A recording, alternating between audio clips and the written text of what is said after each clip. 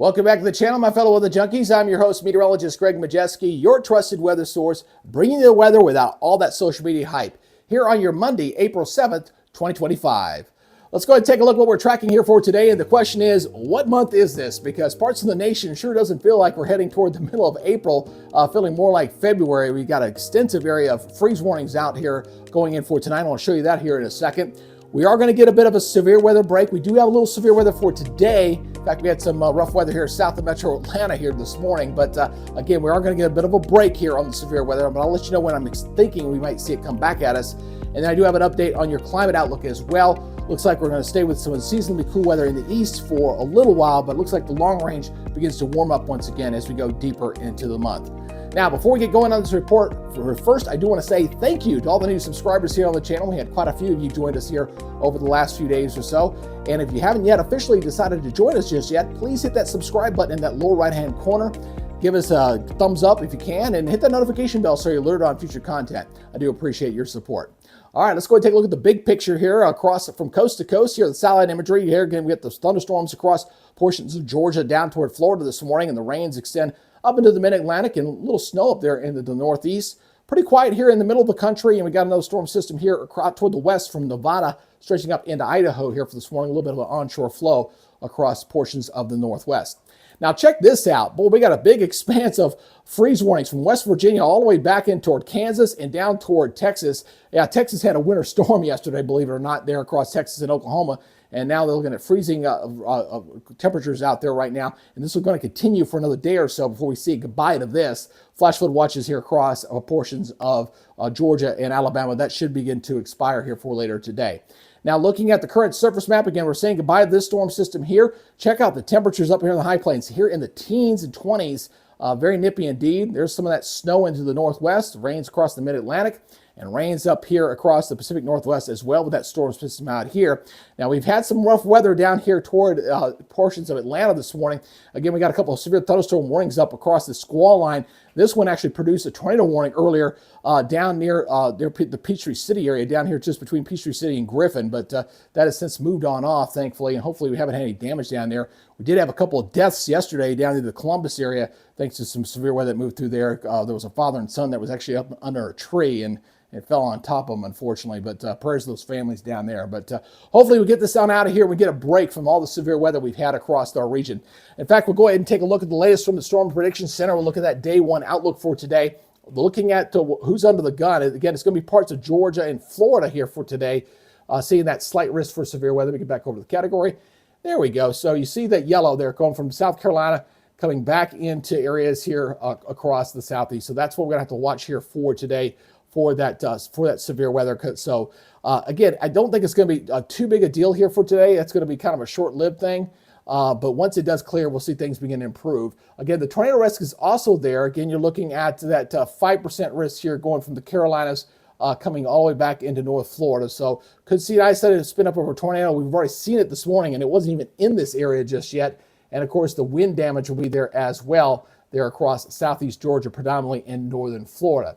Now, the day two outlook doesn't look bad. We just got a slight marginal risk down here toward the Florida Keys area down there. And then you got a couple of pockets of thunderstorms here across areas across the west. But otherwise, really not looking too bad there for your day two. And we'll take a look at your day three. Again, just a couple of pockets to watch here for general thunderstorms here across the middle of the country and across up here toward Montana and into the Dakotas. But otherwise, we get to take a collective breath from the severe weather coming on through.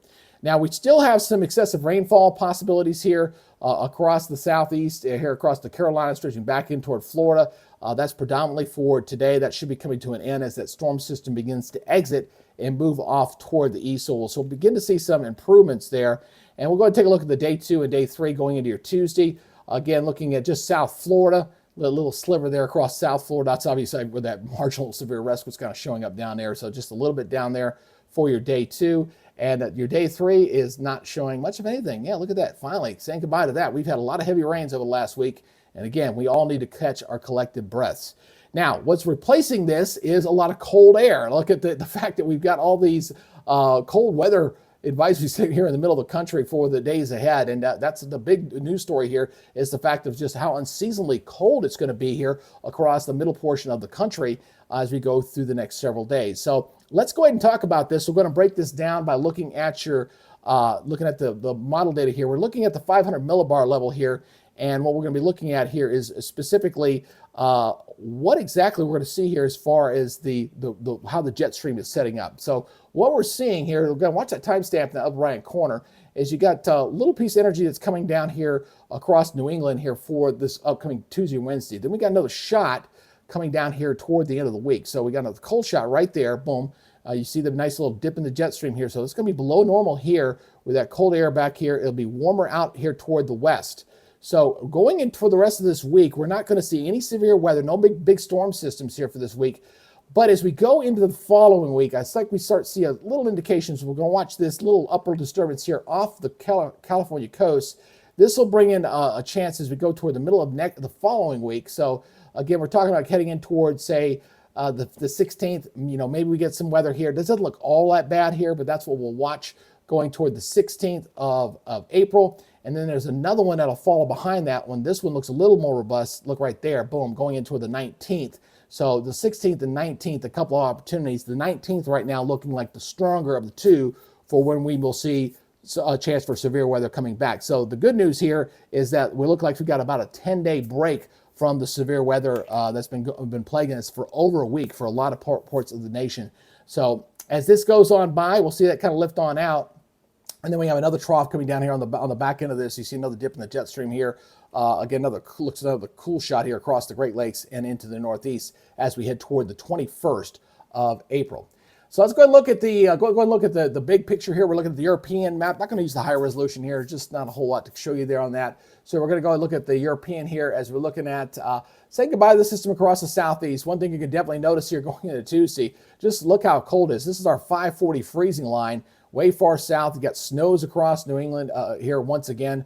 The snow that will never seem to end. They've had the longest winter up there that I can recall, but they're going to continue to see the snow up into the northeast. And then as we go for this week, really not looking that bad. Tuesday, Wednesday, got a weak little system here across the Great Lakes. Once again, we got another reinforcing shot of some cold air. It's going to come down here, relatively cold, not as cold as what we're seeing this over the next day or so. This swings on down to the south. This could bring a slight shower going to Thursday night and Friday into the areas of the south.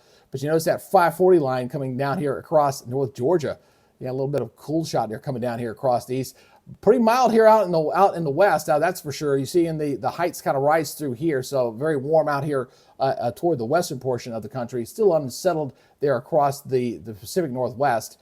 Then we'll see what happens in that following week. Remember, I told you we're looking at the middle of next week. Maybe we'll see a little system. Here's that upper level low right here. It's our low here across the southwest that's kind of ejecting out that may kick into Texas, and that might bring in some thunderstorms there. We'll see if it's severe. I think it'll be on the low end, marginal, the slight risk for that one. That moves up toward the north. And then the one behind it, this one's a little more robust. This one right here, this looks like going into Friday and Saturday, the 18th and 19th.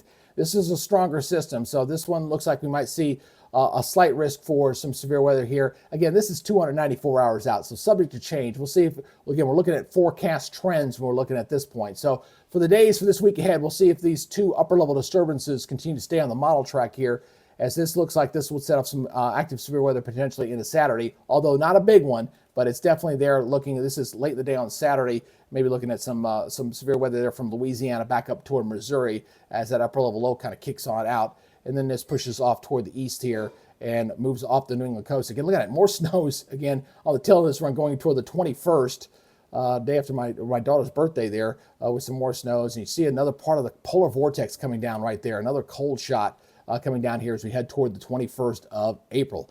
Never-ending cold shots continue. All right, let's go ahead and take a look here at the precipitation chances. Again, a lot of this is going to hit here over the next day or so. This exiting storm system here across the southeast will be where our heavier rains will be. The Pacific Northwest here over the next 24 hours. And then we get a bit of a break, a bit of a dry spell here for a little while for most of this week. We're looking pretty quiet here, all right? So not looking too bad. Some couple minor weak systems there, but really for the next 7 days, taking us out to 168. We've got one little storm system out in the east, but a lot of the country is pretty dry here for the next 7 days. We've got another system that brings some more rain here to the northeast. This is all from the next day or so. Look how much of the country here is dry for the next 7 days. Now, Beyond that, it looks like the pattern, we got those two systems that kick out. We'll add some rain. There goes finally seeing some more rain here across areas that are dry with that one system, with that upper level system. Then the one behind it kicks in. So we see a couple of more chances here of some rain that returns this country later in the period. So we're talking like day 12 and 14. So it looks like the short term, unseasonably dry for a big part of the country, as the weather pattern definitely shifting to a point where things kind of collect off. But then we really pick things up here as we head past, say, the 20th of the month, 19th, 20th, things start to pick up once again after that time frame. Now, we're not done with winter weather yet. We could talk about this. We got a little bit here across areas of New England here going for this upcoming week. You're seeing that right through the Great Lakes and the Northeast, a little bit out here in the Intermountain region as well.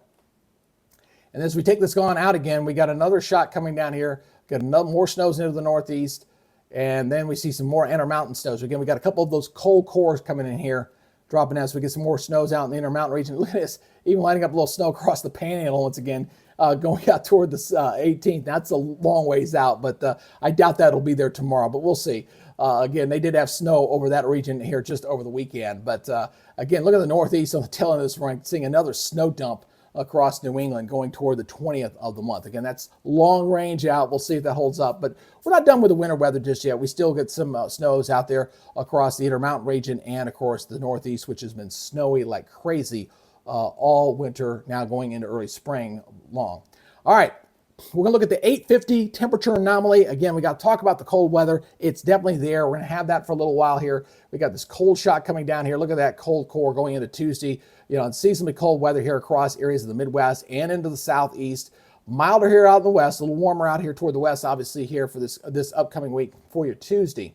Now, this will quickly move off. These will be quick hit and runs for the most part. Then we got another cold shot here coming in toward the 11th. So we got two shots this week. Got a cold shot coming in here. Look how warm it is out here in the West, especially across Montana.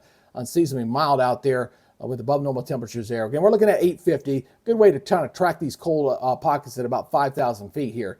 So this moves on off toward the east, and we get a brief warm up here in the west going toward the 14th. But then we're looking for these clashes in here. This is why I'm thinking as we head toward the 16th or so. Might see some severe weather. We'll see if that works out with that kind of front moving on through there. And then we got another dump coming down here. This one needs to be watched. This is toward the 19th. Look, see this clash in here? Cold air, warm air. That's going to be the watch for that second system. The first one looked kind of weak. Second one looked a little more robust. This is going out to the 18th and 19th. So that's what we're tracking right through there for that next round. That's probably the best round for severe weather I see right now. And we'll see if that continues to show for this week. This pushes off toward the east and see that severe weather kind of tracking across the south. And another cool down. Look at this. Another big shot of cold air coming down here on the tail end of this run. Back warm again here toward the west. So let's go ahead and package this all up. Let's look at the Climate Prediction Center update here, because you latest on this. So as we take a look at the next 2 weeks, again, looking at the below normal temperatures there in the east. See the blue there up down to Florida. Very warm out here in the west. Below normal out here into the areas of the Pacific Northwest. And then showing it above normal here, 14th to the 20th. Now, the tail end of the European run was bringing another cold shot coming down here. So what I'll be observing tomorrow is to see, okay, or today when this is updated around 3 o'clock today, does this change a little bit or not? It might. We'll see. But definitely looking at above normal here from coast to coast. At least that's what's showing from the 14th to the 20th, because it looks like the tail end of that run, we may get another cold shot there. As far as precipitation, this is looking pretty accurate here. 6 to 10 day outlook. We saw the precipitation was very much below normal here for a big part of the country. As it moves out, get a chance to dry out, especially after all those heavy rains across the southeast. And then it looks a little more seasonable, still dry in the southeast, dry out here on the west coast as we head from the 14th to the 20th. Near normal, we are tracking a couple of storm systems here in the middle of the country coming in through that period there into that second week. So the good news is that we get to kind of take a breath from the severe weather. Boy, the first week of April really fired up high. Almost every day from basically March 31st up until the 7th, we've had severe weather every single day. Had that big outbreak on last Wednesday. We had quite a bit of tornadoes. I think it was like 54 with that one, and some big ones on top of that. We had a lot of flooding across a big part of the country. So Kentucky and Tennessee and Arkansas all get a chance to kind of dry out. Even areas across Alabama and Georgia that are seeing some flooding right now today will get a chance to dry out a little bit here for this week. But we're not done with severe weather season, folks. Don't think we're done with it just yet. We'll get things cracking a little bit later in the month. And if you'd like to stay up on the ever-changing world of weather, especially during this time of year, again, you're not a subscriber, again, go ahead and subscribe. Okay, I don't like to hype things to death. I like to give it to you straight. And if you like that kind of update, then on your channel, go ahead and hit that subscribe button, hit that notification bell so you learn about future content. And as always, I will appreciate any kind of feedback, anything you'd like to see, please leave a comment down below. All right, that's y'all's update here on your Monday morning. You guys take it easy, be good, stay safe, and we'll see you next time. Y'all have a great day. Bye-bye.